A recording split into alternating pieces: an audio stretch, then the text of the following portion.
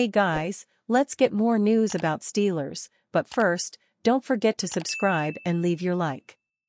Arthur Smith deftly sidesteps question about Steelers' need for number 2 WR. Everybody seems to agree that the biggest hole on the Pittsburgh Steelers roster is a true number 2 wide receiver. That belief is so widespread that Missy Matthews even asked defensive coordinator Arthur Smith about it, which he deftly sidestepped. Smith's offenses traditionally haven't run through pairs of highly productive wide receivers, so it was a legitimate question to ask. Still, the way that he navigated around answering it caught my attention, not necessarily positively or negatively, but certainly noticeably. Do you need a quote-unquote wide receiver number 2 for your offense, a designated guy? Matthews asked Smith. He began to go down different avenues of answering before generalizing to a broader question about roster depth. Things change year to year. You see it in this league, guys that may be fifth-round picks end up being the rookie of the year, Smith said. Guys get another opportunity, they step up. It's constantly changing.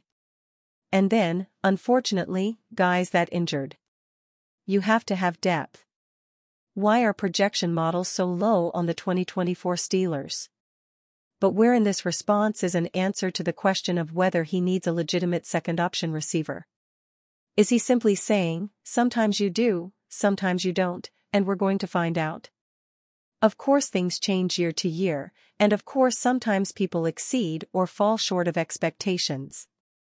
And of course injuries factor into the equation.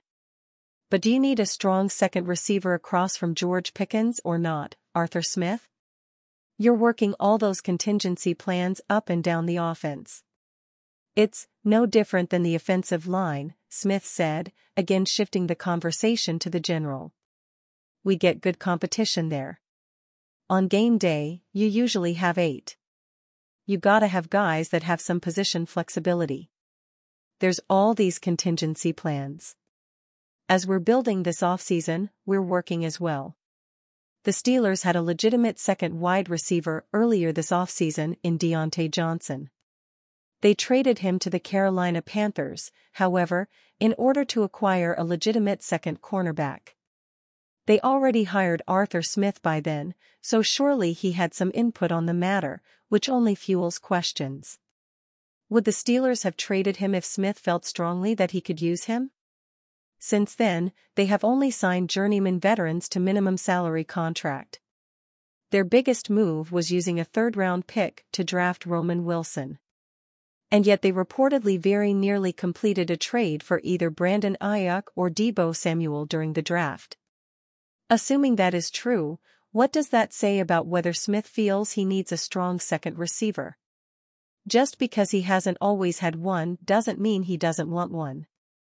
Then you have the tight ends talking about how crucial they are and how the offense runs through them.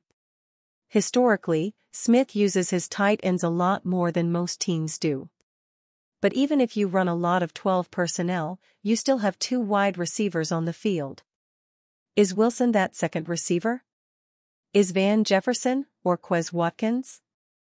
Scotty Miller or Calvin Austin 3? Denzel Mims, perhaps, or maybe Marquez Callaway? Or maybe they simply don't have one. Maybe they don't need one. After Mike Tomlin, will Steelers sign any players to extensions? The Pittsburgh Steelers have already made some huge decisions this offseason. Arguably, yesterday's marked the completion of the biggest yet with the 3-year contract extension for Mike Tomlin. The Steelers sure love their hierarchical stability, and this deal provides it for them. But what kind of stability will we find on the roster? The Steelers have a huge number of players who are currently in the final year of their contracts. We know that list includes many big names, old and new alike, but will any of them sign an extension? And which of them are more likely than the others? Could incentives be the key to Cam Hayward's extension? The name that comes up most often as a likely Steelers extension candidate is Pat Freiermuth. He is in the final year of his rookie contract and has both past production and future potential. But how much are you willing to sign him for based on that potential when he can bet on himself? Many expect that he will have a big year under new offensive coordinator Arthur Smith. Then there is the matter of Cameron Hayward, who has made it very clear that he wants a new contract. The last time he played football while healthy, he still looked darn good. But he is 35 years old and coming off a significant injury. We know the story already. Is this extension territory or a no-go zone for the Steelers, and if the former, at what price? There are many other names to consider. It doesn't sound like they plan to talk to James Daniels about an extension.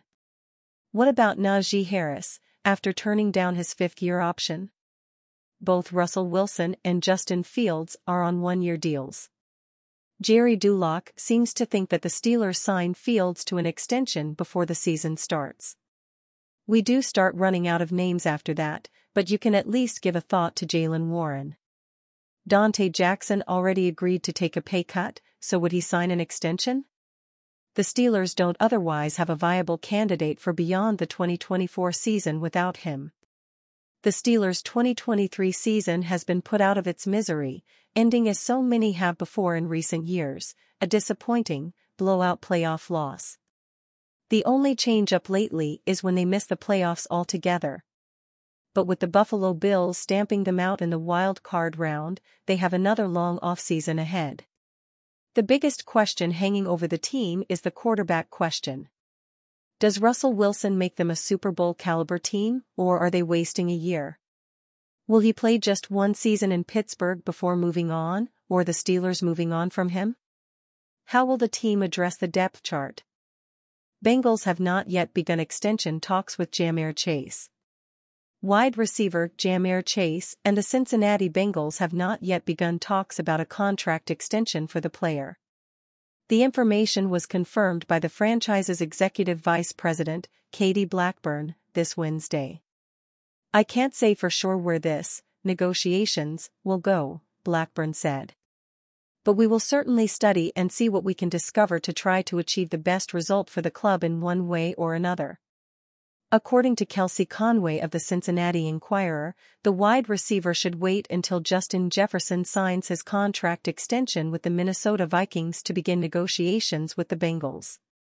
The Minneapolis franchise receiver's new contract is expected to be used as a basis for the wideout market. Chase, who was the 5th overall pick in the 2021 draft, has established himself as one of the position's premier players in his 3 years in the league. The athlete surpassed 1,000 yards in all of his seasons in Cincinnati, also accumulating 3 Pro Bowl nominations and winning the Offensive Rookie of the Year award in 2021. T. Higgins, wide receiver who received the franchise tag from the Bengals this offseason, also tries to secure a long-term contract. However, he ended up asking to be exchanged after also not being approached by the franchise to begin negotiations for a new agreement. Even though he has unfinished business with his athletes, Blackburn reiterated, this Wednesday, that Higgins and Chase are valuable players for the Bengals' attack. "We like these guys. We have to work within the salary cap. So we have to figure out what this will mean and how it can all go together. This is what we have to work on and see where it takes us," commented the leader. The Steelers is interested in hiring Jamar Chase if he became a free agent. And you, fan? What do you think of the situation of Jamar Chase? Leave your opinion in the comments.